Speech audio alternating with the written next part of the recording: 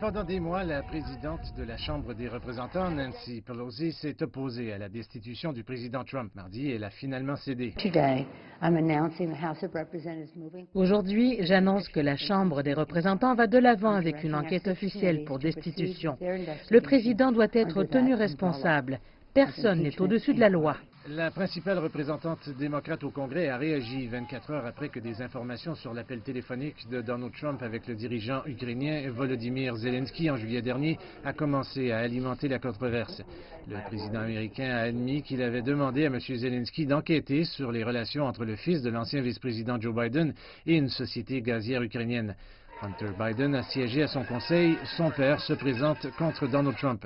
Un lanceur d'alerte aurait déclaré que Trump avait abusé de ses pouvoirs lors de cet appel et à d'autres occasions, ce que le président Trump a nié et a dit qu'il dévoilerait le verbatim de cet appel.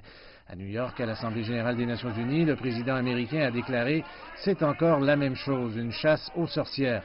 Biden était plus prudent que les démocrates de la Chambre, disant que la procédure de mise en accusation devrait commencer si Trump continue de bloquer les activités du Congrès. Joe Biden a déclaré que ce serait une tragédie, mais que Trump en est l'auteur.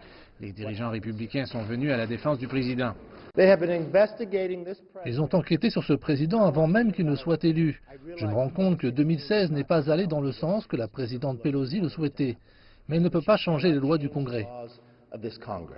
Mercredi, la Chambre des représentants tiendra un vote pour procéder à l'enquête. Les démocrates devront alors décider de la portée des procédures. Cela couvrira-t-il les abus de pouvoir en ce qui concerne cette affaire avec l'Ukraine? Vont-elles inclure le rapport Mueller, les finances de Trump, ou visera-t-on beaucoup plus large que cela? Toute mise en accusation sera probablement morte à son arrivée au Sénat, qui est sous le contrôle républicain. Mais toute enquête peut révéler toutes sortes de choses qui deviendront partie intégrante des archives publiques et des conversations dans tout le pays.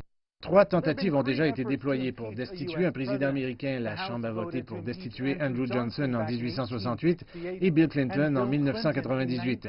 Le Sénat les a bloqués et bien sûr en 1974, Richard Nixon, faisant face à une enquête de destitution, a démissionné avant que la Chambre ne puisse voter.